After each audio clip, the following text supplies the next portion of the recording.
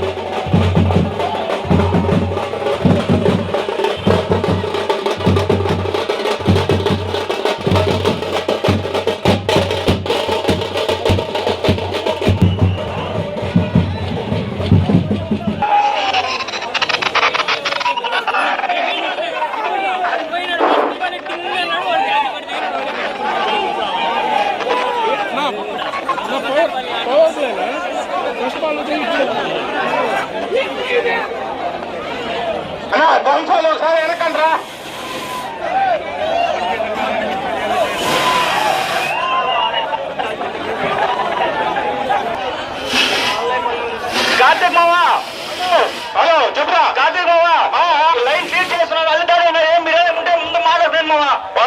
చంద్రగిరి నుంచి మనీ ఎత్తండి చూసుకోవాలి కదా, వాళ్ళు అనౌన్స్మెంట్ ఇస్తున్నారు.